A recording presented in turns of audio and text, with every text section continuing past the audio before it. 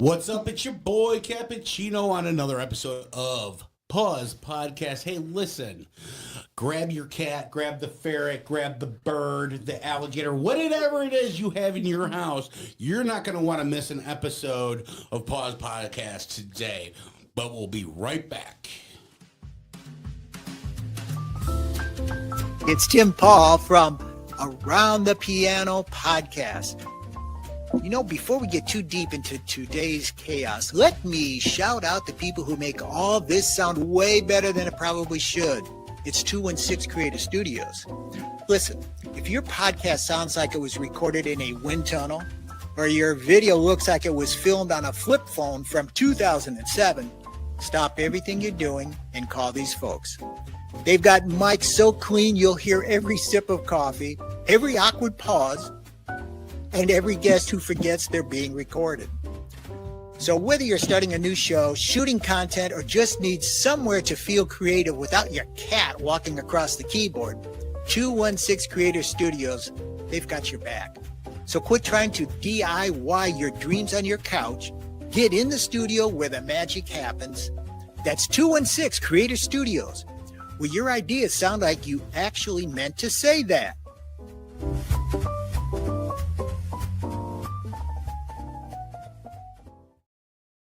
And we're back. Hey, listen, Perks for Paws Collective. Obviously, we see the new logo up there, which is awesome. Yay. Big shout out to my boy Scott, the creative mind behind some of the logo stuff that and the merch now that you guys are doing, which is fantastic. You can see piles of kittens on the table today. It's going to be a good time. Nicole, how are you doing? Fantastic. You look great. Thanks. I'm tired. Well, yeah, but you know, you were juggling so many different things, and now you're in a new place, a new store, a new mindset. Yes. Great things are happening for you. I couldn't be proud of you guys, even more proud of you guys for doing what you do, for helping the animals, getting rid of the furniture. I don't know where Scott sits anymore in the house, but you know, you guys are saving the world one animal at a time, and Exactly. I absolutely love that. I love that. So let's talk about the store a little bit, right? Yep. So we moved if you look at that QR code up there on the left-hand side of the screen. Scan that with the old pocket computer, and it'll take you right to their website, which will tell you where they're at and how to get there and everything. But tell us a little bit about the store. What do you got going on over there? So we moved into Hidden Treasures, and it's in Loves Park, and it's a booth. Oh, okay. And you rent the booth, and you create your own little mini store. That's awesome. Yeah. And so we have so much stuff in the one booth already. We're going to knock off to a second booth, and we're going to try and theme that out with more animal stuff. Hey, now, that's awesome. Yeah. That's awesome. And it's been a lot of work. It's like a total 180 from what we were doing. Yeah. You know, we've been doing a lot of big craft shows. We got another one coming up in December. Been working at the pet food pantry. That's moving, so we're packing. I've had a lot of foster kittens lately. Wow. A lot. I can tell. They're on my table. Yeah. Yeah. Which is great. Yeah. They're so cute. They are. These are the Hocus Pocus kittens. The thing in December. Where is that? So wait, this place is 3,500 35,000 square feet of space. Yes. Wow, that's a lot of space. It's amazing. There are hundreds of vendors in there. And all these vendors, are they all different, or? Everybody is different. Everybody has their own thing. I mean, there's wooden products, there's antique products, there is glass, there's floral. Wow. Anything you can imagine is in this store. I love it. That's brilliant. Actually. It will take you hours to go through there. You want to take a trip, Nick? Hours. Are you at the store every day, or?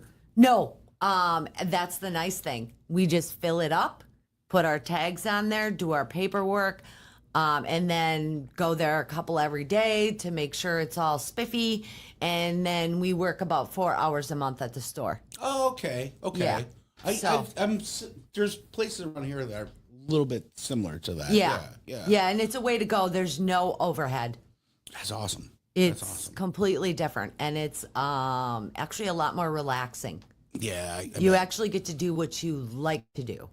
That's brilliant. Yeah. Well, good for you guys on that. So December, there's an event coming up, right? Yes, we're Where going to is be that? at a high school. It's their 4th annual Christmas craft show, and the theme is created in a village. So every vendor is themed out, and we're going to be Santa Paws. That's awesome.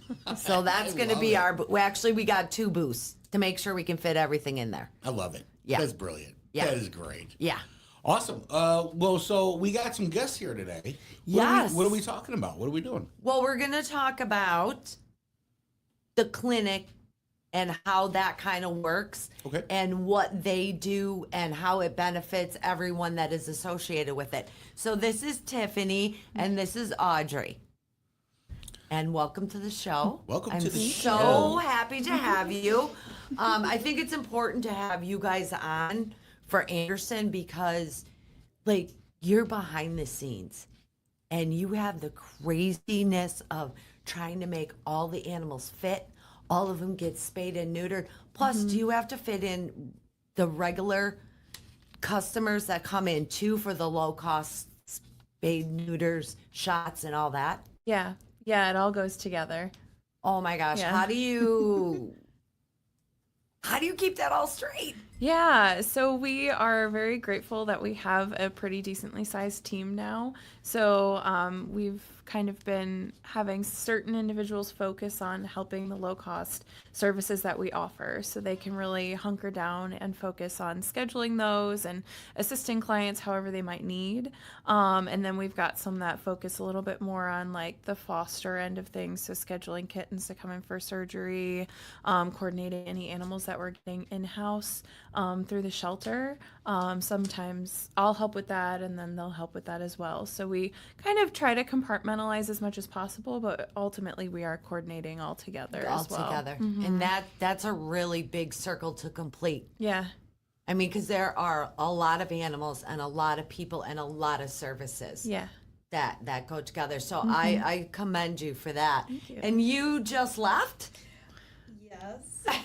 But she was at Anderson for just about 3 years. Right, And she yes. helped up front a lot Yeah. as well. I remember. Yeah. So if you guys want to like say how your journey began helping with animals and maybe how you got to Anderson and where you are now. Sure. So I went to the University of Illinois for animal sciences. I Okay. originally wanted to be a vet, and then kind of moved away from that, explored some options with horses. I have my own horse, so did that for a little bit. And then in between doing that, I was kind of evaluating maybe joining animal welfare and like kind of getting introduced into that realm of animal care. So that's when I came upon Anderson, and I started out back in 2019 as an animal care tech, adoption counselor, and then eventually was an adoption center manager for a while before I joined the clinic. So yeah, Nice. it's been quite a journey, and I've just kind of, went with the flow because it was like a pretty quick series of changes And stuff and advancement. and how you move and how did you start there or how did you get into wanting to be into the animal world?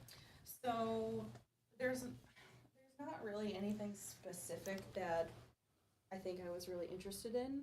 I started like my first animal job in PetSmart actually, and then during that time I was touring colleges. I didn't fully know what I wanted to do yet. I kind of was just gonna go with nursing because I know I wanted to help, something in some capacity. And my mom did nursing. So I'm like, Okay. well, I mean, Right. just following her footsteps. So I just wasn't 100% sure what I wanted to do at that time. And then it's a little bit of a sad story, but I remember coming home from work late at night, and then my mom had to go leave for some emergency at her work, and she actually ended up. Oh. And it was still alive when I came home. Oh. And that was kind of like a kick. Like, I feel like there's something I need to do for this animal. And it was just, A spark. yeah. it was a spark. Like, I need to work with animals. This is what I have to do. So then I went, and I looked at some programs. I went to Joliet Junior College because they were the closest to where I was living at that time. Okay. And they had a pretty decent program. So I looked in there. They had one, just a 2-year program. So I'm like, you know what? Let's go ahead and do it. And then did it and then graduated. Here I am. Yeah. Wanted to be a, vet tech ever since that day. And then the same year that I graduated from JJC, I was like, well, I don't fully know what kind of veterinary medicine I want to do because there's so many different kinds. Right. Like just the general practice, and then there's like specialties, and then there's ER, and then there's large animal, and it's a lot of different stuff. Don't eat that. And I'm like, you know what though? I previously also worked at Joliet Animal Control. Oh, wow. And I'm like, shelter medicine is actually kind of, like, I really like it. It's very rewarding. Yes. And it gives a lot of, so it's, seeing them come in when they're at Their sometimes worst. worst, and then leaving and going home, and then they're at their, Yes. and then I saw Anderson have a posting. I'm like, you know what? Let's go ahead and try it. And then 3 years later. Yeah. Probably the best first out of school job I could have ever gotten. I can believe that. I received so much experience that I didn't think that I was going to experience. I thought I was going to miss out. Going there rather than going to a general practice with more opportunities. But Right. It was the best decision. Yeah. That's awesome. I forgot to introduce my other guests. These 3 little kittens here are actually my fosters from Anderson, and they're the hocus pocus witches, and they're going to be spayed next week, and then they'll be on the adoption floor, so you have to look for them. I'm going to miss them. They're very attached to me. They're like having little dogs in the house. You call them and they come and they sleep with me, and they've come a long way. So they're actually getting to be a little chunky monkey. So, well, sitting back here watching the kittens play on the table, I've been mesmerized. And so you guys are all talking, and you remember Peanuts? Where the teacher would be like, wah, wah, wah, wah. That's all I got going right now. And I'm like, my brain is going, kitty. they're licking the microphones, and oh boy. Oh, Actually, they're being really good. They're like not running away like crazy or jumping down. Or actually, I spend most of my time with them, so they're used to being close to me. So that's honestly where they are the happiest. Wherever me and Scott or our dog is where they like to be. So when you adopt these kittens, do they get split up? Are they a package deal, or how does that work? So our shelter, we always prefer to send 2 kittens home together because they do a lot better developmentally together. Plus, it just kind of takes a little bit of the pressure off of you, or if you have another cat at home, like they don't. Kittens can be a lot because they're crazy. Yeah. So 2 is always best, but depending on the situation, as long as someone's prepared to handle another cat, and if they maybe have another cat at home and it's gonna get along with the kitten, like we do adopt out single kittens as well. It just depends on everyone's individual situation. Well, because they probably build relationships with the other kittens, right? So they're like, okay. Yeah, we always love got my to brother with see me. when they go home together. Yeah. Yeah. Wow. Okay. Last night we were watching TV and everybody's plastered all over the furniture, laying and cuddling. And even though what I do is rewarding, I very rarely talk about this. I had a hard time last night. I don't know, maybe because I'm getting so attached to my fosters lately. Is next week they're going to be gone, and are they going to get as much love as they do right now? Just do whatever they want, eat whenever they want. I mean, there's always food, there's always water, everything is clean for them. I mean, it gets crazy at our house. I'm not gonna lie about that, about the ruckus, because I mean, earlier this year I had like 24 kittens, And it was kitten psycho. I'm not lying. It was cat psycho at our house. I wouldn't have it any other way though, because it was amazing. But Well, that's a good question, Nicole. I mean, yeah. So, I mean, you guys have a great vetting process. No pun intended. Right. But, you know, so what is it? Can you go through the steps a little bit on how that works? You know, so we know that when these three little beauties go away, that they're actually going somewhere that matter. Yeah. So Anderson is unique. We do adoptions a little differently than some of the other shelters. So we don't have a huge application process. We basically have a conversation with anyone looking to adopt to make sure that they understand, you know, what it takes to have an animal, specifically the ones that they're looking at. You know, kittens versus senior cats is much different. So we have a conversation to make sure that what they're looking for is kind of matching with the animal that they want to look at. And, you know, there's some questions that we'll ask to make sure that, like, they're aware of certain things and, you know, they've kind of thought through their decisions, like, where are they going to keep them? How long are they gone away from home? You know, just making sure that, you know, it's going to be a suitable match for them. That's great. Yeah, because a lot of times, you know, even if a person's situation might not be the best to have kittens, you know, I'm certain that we can usually match them with another cat that might be a better fit for their lifestyle. Have you ever come across someone where you're like, we're never giving you an animal? On occasion, but it's pretty rare. Honestly, a lot of people are just really good. I think it's kind of stigmatized that there's, you know, people out there that are. I love hearing that well. because right now the algorithm in the world today is not really good. Yeah. So yes, folks, there are good people out there. We're still out there. There's actually You know? a lot of studies with like the ASPCA that, like, you know, doing the huge vetting process for adopters and stuff is actually, it's counterintuitive because it takes much longer to get one animal adopted when you can adopt so many more out. And, you know, we do a lot of adoptions, but our return rates are really low for what we adopt That's out. fantastic. Yeah. Yeah. That's awesome. Yeah. Love hearing that. So on a daily, I know every day is different, but what do you see and experience as far as from the shelter side and then with the people that come in from the public? Yeah, like in the clinic setting? Yeah. Yeah, so we do surgeries just about Monday through Friday.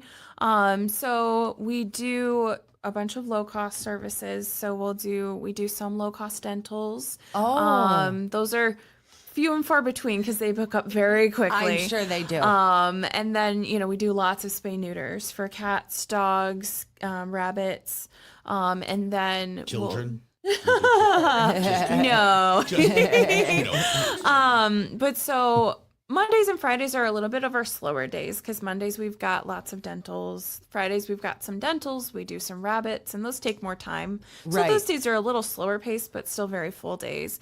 And then Tuesday through Thursday we do like our high volume surgery days. So we'll do anywhere from like 25 to 50 spay neuter surgeries. Wow. Yeah, so our doctors are very experienced in them. A lot of them, this is all they do is high quality, high volume spay neuter.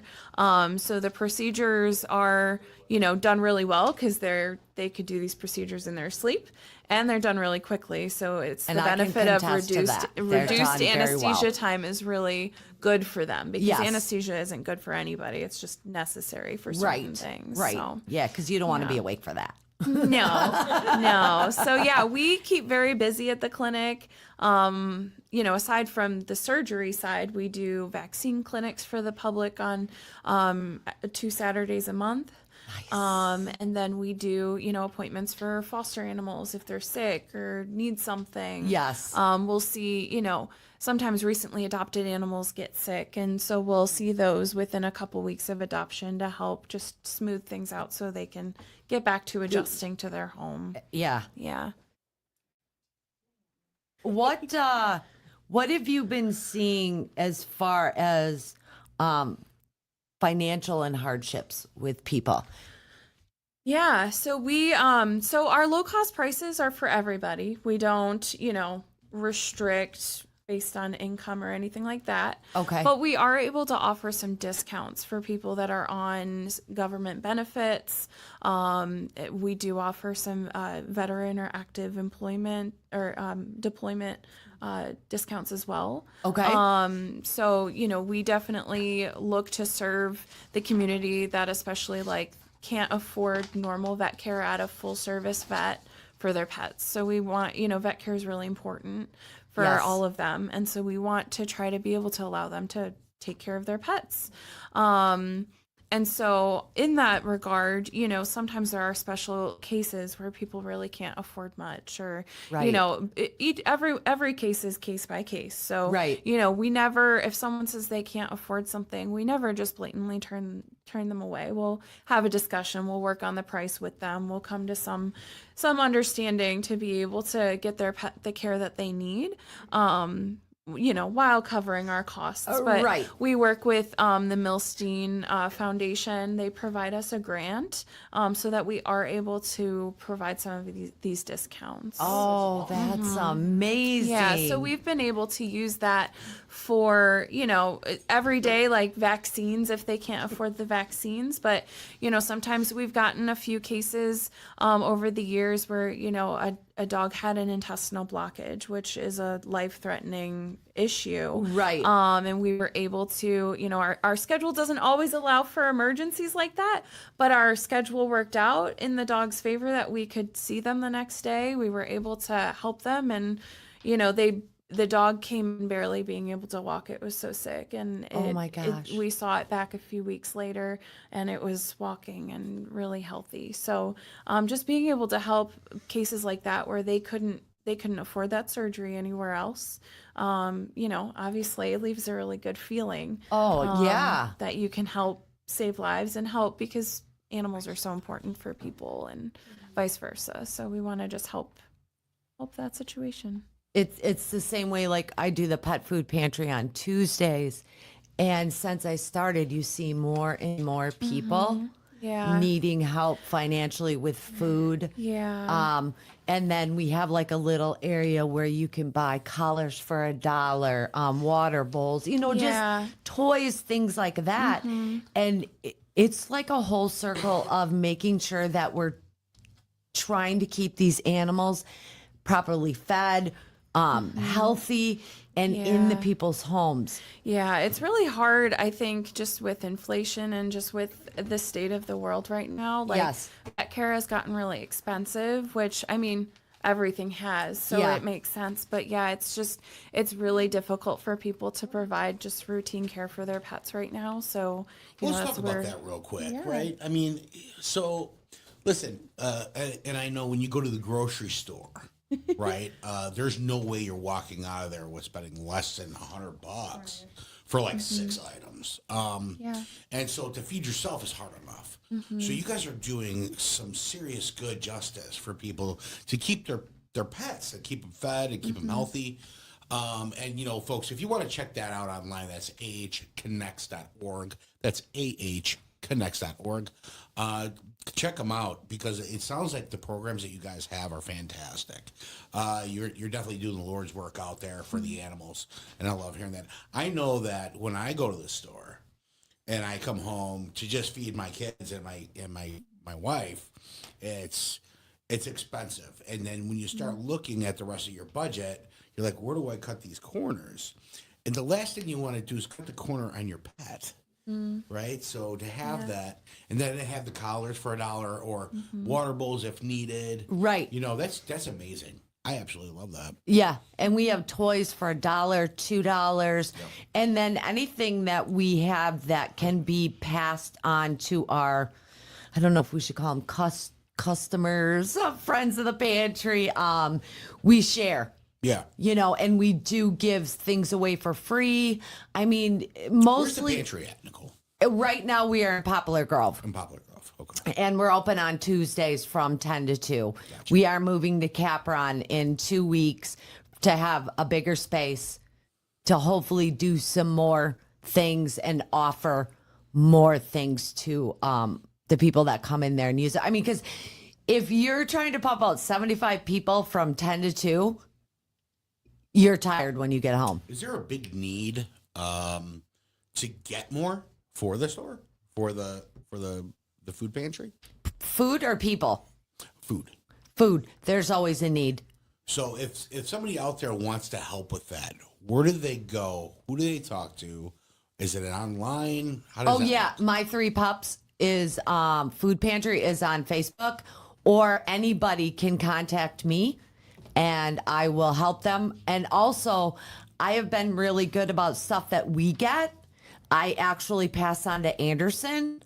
So if there is stuff that we don't use, I know, was it Tuesdays they transport it down south or something to your sister? I believe so. We also have a small food pantry. It's not as organized as yours, but like if someone comes in needing food, if we've got food that, we can offer, we do have some of that as well. Yes, and I think that's amazing. It's just another... That's where a lot of our donations will use that if we can't use it for the that's shelter cool. animals. Yeah, so anything we can't use, I bring to you guys. And then one lady who decides what goes, she either passes it on or keeps it. And I am so thankful that you guys do that, because I don't want to waste anything we get donated. Just because we don't use it doesn't mean you can't use it. Right. Yeah. And we also help out Lisa's Little Rescue. We share stuff back and forth. She does wildlife. Yeah. So anything wildlife Lisa's that... awesome. Yeah, I love Lisa. Shout out to Lisa. Shout out to Lisa. So, all that stuff. It's important to be supportive of each other. And it's nice to not have control of that, but availability to know all the places that need help. Yeah. And not just keep it all for ourselves Absolutely. or whatever, because things have expiration dates on them, or there'll be things that we're never going to use. Yep. You know what I mean? I have a question. Okay. And hopefully I'm not you're not checking off of your question list, are you, Nicole? No, you're fine. Okay. So let's pop that website up real quick. Again, it's up. Yep. So yeah. Okay. So we're talking cats right now, right? Right. At Anderson, what else is there? So start your journey, obviously, on the website here. And there's so much to go through on this website. I just wanted to show it, right? Because it's a cute little face right there where it says, but you can volunteer, right? What other animals and what kind of animals are you guys pushing out for foster? Yeah, so we have a large variety. So obviously we do dogs and cats. Okay. We do some rabbits. We have it's mostly foster based, like small critter and exotics program. So I'm not getting like a llama or anything. No No, llamas. anything like that we won't take. We'll just try to advise them where they can. But we've seen, come through our doors. I think we just recently had like a turtle and a snake, and so we've done rabbits and guinea pigs and mice and rats and birds. Yes. Yep. So like Some little lizardy lizards. things. Yeah. Any ferrets? I think occasionally, but not frequently. A couple weeks ago, there was a boy ferret, but I didn't foster him because mine just had to have her tail amputated. Oh, wow. Yeah. So now she got a little tail like that. And I didn't know Julius adopted from Anderson. I didn't know. I've only ever brought girls in. I didn't know if I should bring in another boy. I didn't. I don't for ferrets. I don't know much about ferrets. Yeah, I've only done girls. We've got just a couple people that are like the experts of the small exotic critters, and the rest of us we don't know much. To be honest. Well, I love the honesty though. That's full transparency. I love it. Can you bring up the vet part on the website where she works, the page that she works on? So it should be programs. Programs, okay. On the tab, Yeah. low cost vet care. There we go. So if you want to tell us about this here. Absolutely. So it's got a brief description of the services that we do. And then below it in that middle section, it's got links for our forms or applications where if you want to schedule a vaccine appointment or a surgery, you'll just click on whichever one applies to you. It'll have you enter, your personal information, your pet's information, and then you can select the services. You can tell us a little bit more about your pet, all of that. So that just helps streamline our process of getting them in the door. So we've got their information, and then we send them dates and help them schedule for what works for them for our next availability. I always recommend that people reach out sooner rather than later, because we've got a high volume, so we're frequently booked out anywhere from a couple weeks to a couple months. So it just depends on what you're trying to schedule. All of our services are by appointment only right now. So that's how we do that. And then below it is all of our pricing. So these prices are available to anybody. And if anyone can't afford them, they're on government benefits, things like that, they just let us know and we'll talk prices from there. But yeah, we offer vaccines, we offer spay-neuter procedures, we'll do microchipping, heartworm tests, things like that. The routine things, we sell prevention. Of course, we have to have seen the pet within the past 12 months. They have to be a current patient with us, but we will sell heartworm and flea and tick prevention. We do offer select dentals. Those aren't available for scheduling right now yet, but we will eventually open up some dates for 2026. And then we have some packages. So if people are looking to get everything for their pet, it's all in one, but it's slightly more discounted. So just to help people out a little bit more. And that's so if that's anybody with any animal, not just that came from. Correct. Yep. Oh, so Chewy's got a chance. Yeah, Chewy's got a chance. Chewy's got a chance. Yeah. So dental. Right, you guys it might be right in front of me, but I don't have my glasses. It's not on there right now, just because we booked out for all of our 2025 dates like back in June for dental. So we will be releasing and opening up the application and releasing 2026 dates probably sometime in November. Okay. But people are welcome to email us, check in on where that might stand. But my best recommendation for anyone looking for dentals is to keep an eye out on the website around November. It's super important and not realizing, even myself, dental care on a dog and how important that really is. And I have a Bershawn Shih Tzu who's now 14? He's a bit up there, right? Yeah. And his face smells like hot garbage all the time. You probably need the dental. But get your face away from me. It might be some time for some dental. Yeah. Right? Yeah, it's really easy. There's such a need for dentals. And unfortunately, they're so time consuming that we can't keep up with that need, but we're doing what we can.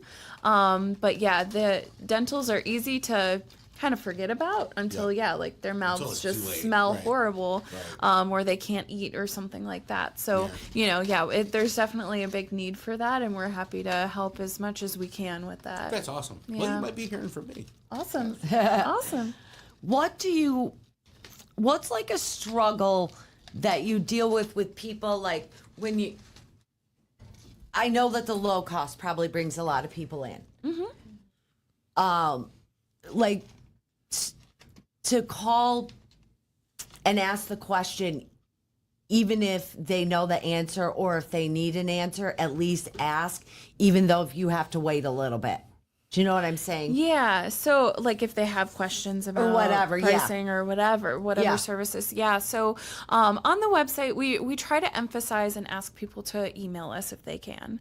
Email is a lot easier for us to get back to. Because not only are we, we're not only just sitting at the desk scheduling, but we're helping check people in. We're helping with some of the animal care behind the scenes. We're helping enter records and fill meds and, occasionally helping, recover an animal. So we're not often at the phone, so it's rare that we can answer the phone.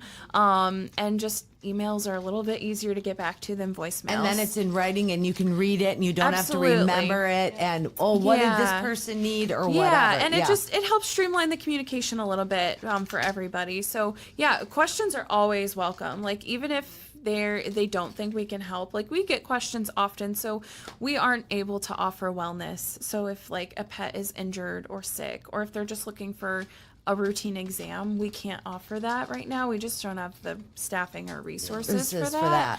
Yeah. So if someone comes to us with those situations and we're not able to help, again, like they're welcome to ask, because sometimes maybe it's something that we can, or we can guide them in the right place. direction. Yeah. We've got a list of some other clinics in the area, the suburban area, that might be able to assist them at more affordable rates as well, but they offer a little bit more than we do. Right. And then, we've got some links on there that I had gotten from our medical director a while ago, that just resources that they can go to try to, get like grants for medical care for their pet, or, like ways that they can go about kind of getting funds for their pet's care as well. Right. Yeah. And the reason I want to stress all of this is that we see the animals sometimes at their worst, with no vet care, no vaccines, Yeah. no anything.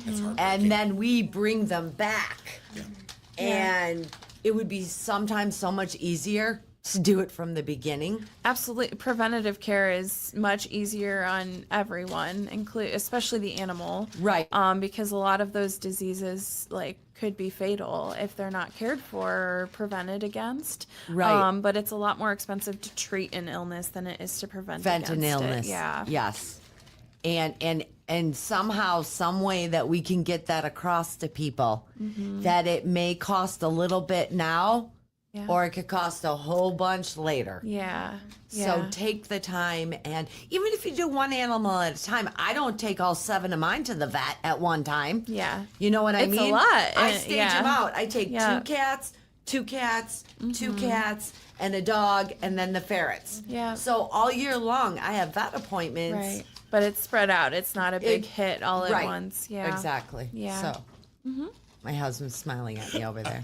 I sound like What are you laughing about? I look at Scott. You're like my 2, 2, 4, 8, like Noah's Ark. Right, yeah, Right. pretty much. I take him to the vet fairs at a time. I'm just You know what? watching his wallet. I gotta say this. Anderson gave me an award or a certificate for being the most creative foster. Yeah. And I love that.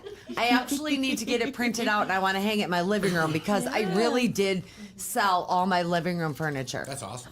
And I turned it into a cat sanctuary. I mean, my ferrets are in there. There's a section for puppies. It's mostly kittens and cats. And then I have a cat room upstairs. And then when I had too many, I had to start overflowing into the dining room. So for a while this year, there were really cats everywhere in our Is house. there a spot where there's no animals? I can't say that. I can't. Your office, but if we have somebody with the amputee or eye or something like that, his office is where those animals go. Just so it's quieter, and usually unless one of us is in there, nobody else is in there. Scott must have a really cool garage where he hangs out for a peace of mind. No, I took half the garage over too, so. So where's But- the other house, Scott? You know? Yeah, we need another house. So what's one of the biggest challenges? Do you want to go first? Just with low cost in general, or Low cost, anything that's important to you, or that you see a lot in Anderson, or you want the people to know. not being able to save everyone. Oh, you're gonna. Is the hardest thing ever. Yeah. It was there was a specific dog who I remember who ended up having autoimmune. And he was just the sweetest dog ever. It was just really hard to, see an animal and you're like, well, there's really nothing more that we can do for you. So unfortunately, Right.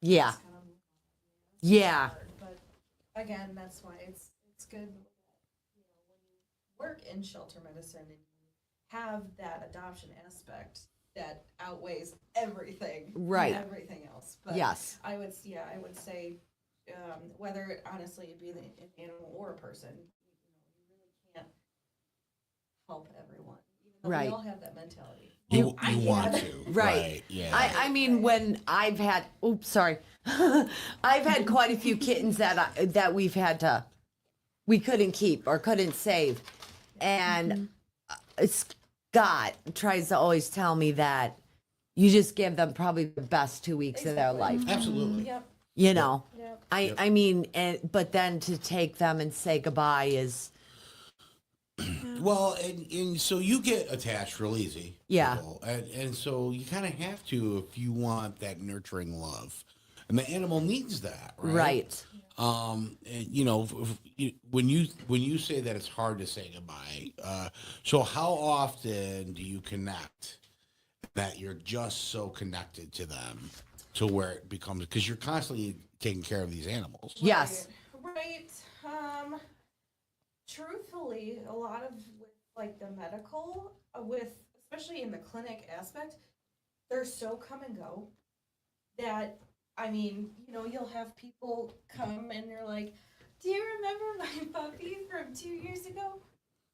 No. No, that was 2,000 animals ago. Right. I think it's more the special cases or the Yeah. animals we see a lot, or for something big we really remember. Oh, Yeah. Yeah, those have bigger impact, I would say. Yeah. Because we see a lot, and as much as we would love to remember every single face and animal, it's just not possible. It's not Yeah. when you guys help so many animals and change their lives and get them ready for adoption and Right. But you know what I there's- mean? Yeah, there's always like, I have tons of pictures of, I remember this dog. I definitely remember who this was, what they were here for, when they were here. There's just The memory lives on. Oh, absolutely. And Yeah. those pictures. When you do connect, you don't forget them. No, No. never. Yeah. No. And it's also the feeling too of like, I really do want to keep it. Right? Yeah, my husband's like, Control. "Yay." Yeah, but I would say, yeah, that's probably the hardest. I can see that and then adoption being the Yeah, where? yeah. Yeah. Oh, absolutely. Yeah. Yeah. Yeah. What are your challenges and best reward? I think the best reward is, seeing the successes. So seeing, animals get adopted or animals become healthy again, or us really Yes. being able to help people that really, truly need it. And we're like the last resort that they have. So being able to make those impacts is really important. And I think helps keep all of us continuing on, even when a day is really rough. When it's really bad and you're Yeah. like, can I take one more day of this? Can Yeah. I get back up and come to work the next day? And Yeah. all that stuff. Yeah. Yeah. I would say the biggest challenges, or just hardest part sometimes is just having to say no to people. Like not being able to help them is really sad because, we provide them these resources, but sometimes they might not be able to then get that care. And, just we have restrictions, certain, we're limited ourselves. Right. So it's really hard to say no to someone, especially when you can tell that their animal needs this, but we're not set up to help. So that's really difficult. And just trying to, I think, like Audrey said, we want to help everyone, but having to Right. recognize that we can't, or that, we've got 200 emails and we're trying to keep up and people are eager, but we're so it's just, I think finding, those little glimmers of hope and our purpose amongst, the difficulties of just forever, we feel like we're always playing catch up and we're always trying to help everyone. But just remembering that we are making a big impact regardless of You're those definitely little, making a difference. yeah, Right. those little moments. Can you when we imagine if can't. you weren't there or available for the animals you do help? Yeah. Holy Yeah. moly. Yeah. Yeah. Oh yeah, especially when we get Yeah, It's the- happy you love that? updates. Yeah, I yeah. love some updates. our I think it's our adoption That's my nut director. one. She But is the they'll crazy send one. out emails to our recent adopters, get updates, and they'll oftentimes send pictures, and especially when it's an animal that was medically heavy on the care side of things, and the ones that we connected to, and I'm sure adoption team connected with different ones than us, but it's just really special to see oh, they're doing really well, oh, they have a dog that they love, or it's just really special to see Right. the result that we had.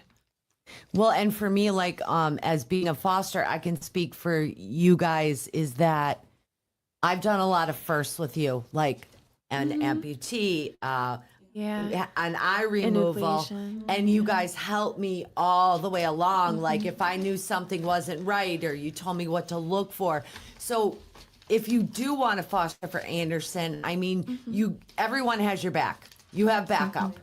Yep. And we did this dog, and it looked like a black lab, and something was wrong with its leg. It had 45 staples in the back leg.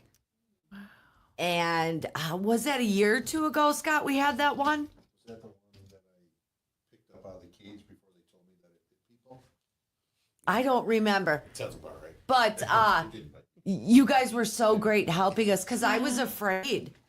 45 staples are a lot. That is a lot. But you gave me like what they could do this day and then what they can do that day and all that stuff. So, I mean, I hope that when people come to foster that they'll open up a little bit more about, not just taking somebody that's just, nothing's wrong with them. Right, And, yeah. sometimes the medical cases are scary, but they don't have to be. Yeah, and honestly, one of our, I think, larger struggles sometimes is finding a medical foster for something. Sometimes, like, if an animal does need an amputation or like an orthopedic surgery or some sort of intense surgery where they're gonna have to be in a foster home for a week or two for recovery, Yeah. that's scary for people. Yeah. But those fosters we have like a great need for because a lot of times we won't schedule the procedure until we have a foster lined up because we can't send, a dog that just had an amputation back to the shelter. They need, a comforting home. They need more care than that. Medical fosters are really important and super helpful. So yeah, and we teach everybody, we talk everybody through it, and it's still scary, but we're always there. And foster team has a support system for you guys as well. All right, give me this one's a Steve little, wants to go in a it. little active. She says, Mommy, I'm done being good. That's as long as I can behave. In their little bed. Notice the other one calmed down real quick. Right? She's gone. She's probably like, no, I want to get home. It's because she had to go potty. Oh, good. Okay, that's good. So they know to go potty in their box. Is there anything else that we forgot or anything else that you think is super important for people, the public, to know about either veterinarian care, getting help, what you offer? Yeah, I guess from my perspective, just like you're never wrong to ask. Right. Like, while we advertise, we do vaccines, spay, neuter, things like that. We do a lot of other things too. So we do a lot of other procedures that aren't necessarily on our website. So sometimes, like enucleations, the eye removal, if they need it. We'll do some mass removals depending on the mass. Okay. We've done some FHO procedures, so hip surgery. We've done some like ACL tear repairs. Basically, like you're never wrong to ask us because if we can do it and we can accommodate it in the time that the pet needs it, we'll do it. What is that thing called with her knees? Is that Lux-Help-Patel? So there's a few different conditions. So there is luxating patellas where the kneecap wiggles in and out. Yes, We haven't done that procedure before, but I believe our doctors are familiar with it.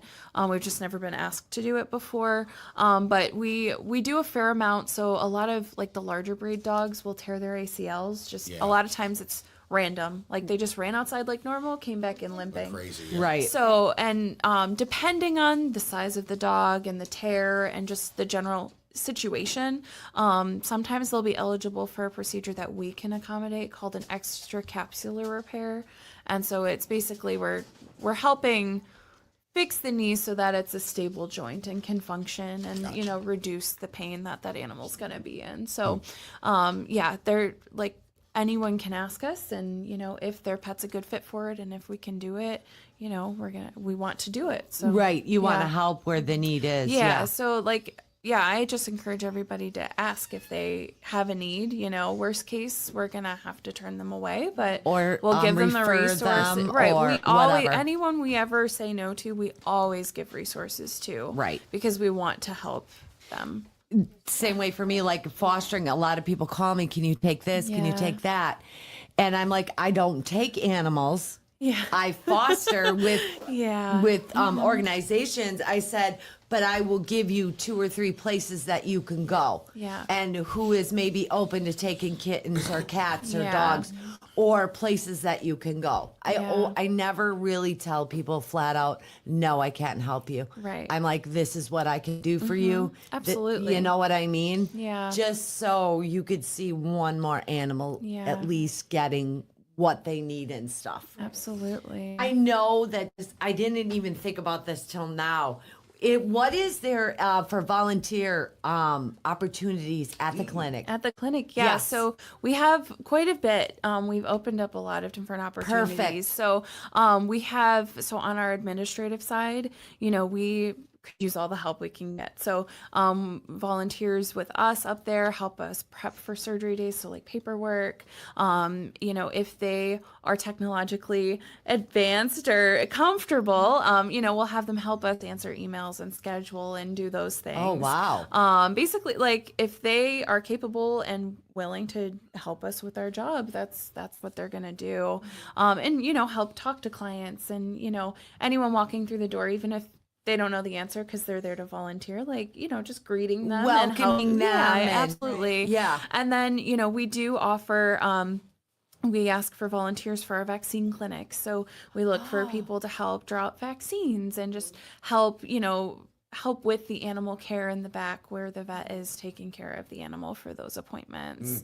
And then more on the day-to-day, we have volunteers that come in and help us clean our surgical pack. So each surgery gets its own pack with instruments and, the things Yeah. that the surgeon needs sterilized. So we have volunteers that help us with those and help get those sterilized so that we can keep our surgery days running. They'll help with cleaning, restraint, depending on the skills of the volunteers, we've got different levels. So like the more advanced ones, if they are experienced with technical skills, like, drawing blood and things like that, we'll have them help in that realm as well. So like I'll clean. the opportunities are vast. It No just doubt. depends on, like where the fit is. So Yeah. anyone looking to volunteer, I usually talk to them and like kind of scope out what they're looking for and what their schedule looks like and try to find out where we can fit them that makes sense for them and us. And yeah. Do you ever go and visit schools or anything that? I don't personally.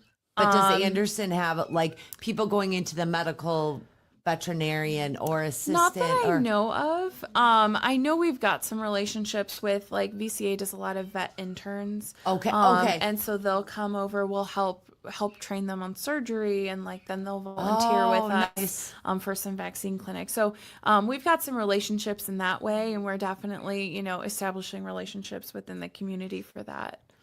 That's awesome. You do a lot. Yeah. A lot. It's never ending. Yeah. I can't believe everything that we have talked about, and I'm sure we have missed a lot too. But yeah, I just wanted to make people aware of what Anderson and the clinic does and what you guys do and front, back, all that stuff, and that you are out there to help. You make a difference in animals' lives and people's too. Yeah. Absolutely. Absolutely. What a fantastic organization. Yes. You meet the coolest people. I know, You don't really I? do. You really do. I do. And we're on last minute here, so Okay. we'll have to wrap it up. But it was great to have you guys here at the studio. I appreciate it. Yes, I appreciate you too. Thank you very much for coming. And I'm going to put a GoFundMe out there just so I know Scott's motorcycle can go back to the garage. Yeah. That would be kind of cool. There's more room though with it in storage. I like it. Yeah. Well, listen, folks. Well, that's it for today. But check it out. If you like what you see here today and you want to see more, there is a playlist out there with Paws Podcast on it there at our old YouTube. Yay! Go to that Google box, YouTube 216 Creator Studios. Make sure you like, share, subscribe. Ding that bell for the feature notification. We do appreciate the support. Until next time, neuter and spay. Hey, you know what? You must have read my mind because I just wanted to say, what didn't we say today? Yeah, that's how we close it now. Yes, right? spay and neuter. Spay.